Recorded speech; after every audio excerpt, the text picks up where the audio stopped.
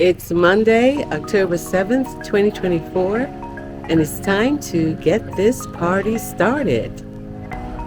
Today I'm actually starting my walk at Warwick Academy.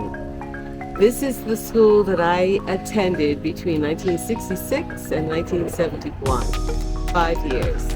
And in 1966, bear in mind, or keep in mind, that was the year of forced integration in this school for Black students.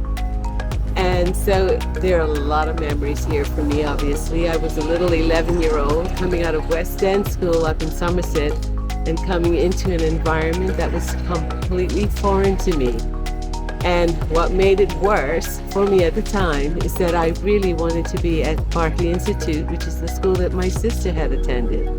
But nevertheless, this is the school that my parents chose, and this is the school that I was forced to come, because back then, kids, they didn't have a say.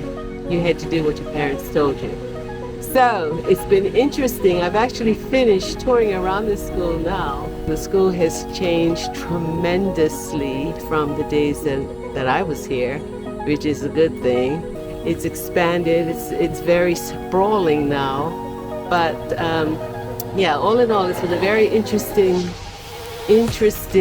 tour, and I'm glad that I was able to include it in this particular episode 29. One of the things that you probably will need to keep in mind when you think of an 11-year-old back in 1966 coming to Warwick Academy is that the teachers were not given diversity training back then. Their handling of this influx of, and it wasn't even really an influx because there were only 7 Black kids in my class, and I guess the class numbered about 25, and then there was another class of incoming students. I don't know what the ratio was there, but I know in my class there were 7 Black kids. So yeah, teachers and students alike were kind of a little out of their element, I guess, by having these students come. And who knows, I mean, to be honest, Joanne, Deanna, and I, we actually used to escape from the group at recesses and lunch breaks and go way down to the bottom of the second field just to play by ourselves. It sounds kind of pathetic right now, but that's the way it was. And interestingly enough, I should also say that this very same group that came in 1966, we're actually kind of close nowadays here in 2024. We have a WhatsApp chat group, and the name of that group is the Rebels and the Angels. And you can take a guess as to which part of that group I fell in. We still get together. We have lunches, we have dinners, that sort of thing. And I have to say we've matured a lot from those days of being 11 through 16. So there you go. This is nothing like the gym that existed back in the 60s, which was at the front of the school. Oh, I know. It was about a third of the size of this. You're talking about the drama room. Yeah. That was our gym. So what you were just telling me, Mr. Rogers, about McCorkle Commons and the first female principal, if you don't mind repeating that. Sure. Yeah, so Miss McCorkle, she was the first female principal. Very lovely woman. She's from Northern Ireland, and she basically was the IB coordinator for a few years, and she was a huge part of our school and helped change our culture quite a bit. And they renamed this in her honor, and happy to see it every day. Cool. I was getting you in this shot here. That's okay. The old tuck shop.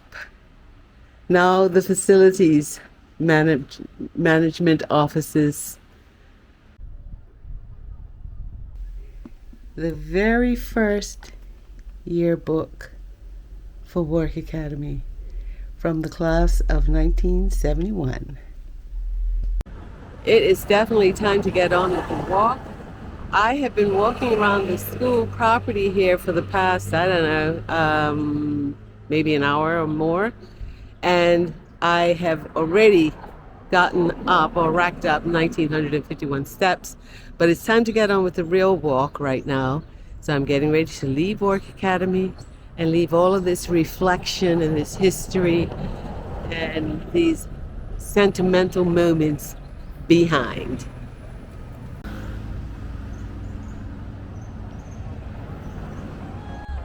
This store has come a really, really long way from the friendly store that it used to be when I was a student at Warwick Academy.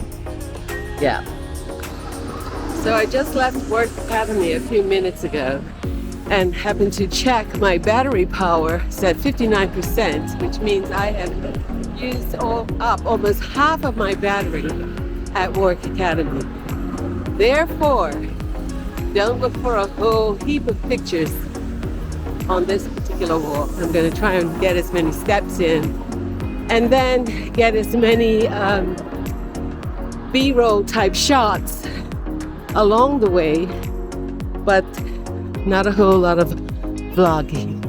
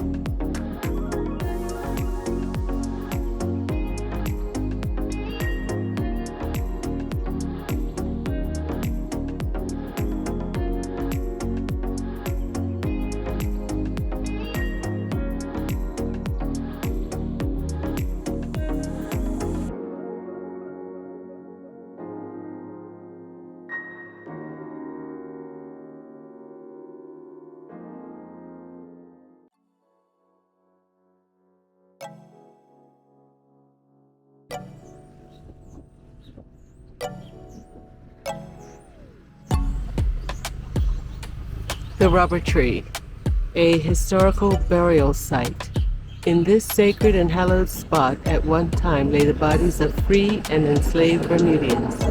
This monument has been erected in their memory. May they rest in peace.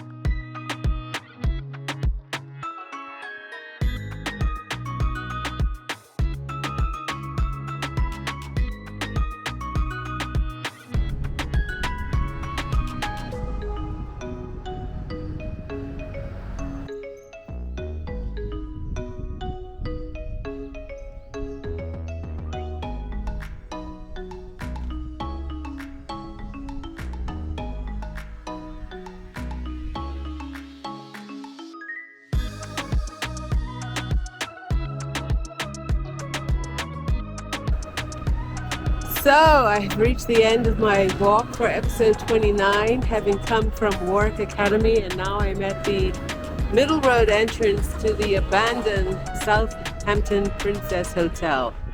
And my step count for today is 8,760 steps. So that was a nice walk. No vlogging as much because of spending so much of my battery down at Warwick Academy, but nonetheless, hopefully it'll all come together in the end. And this is Patricia signing out for episode 29.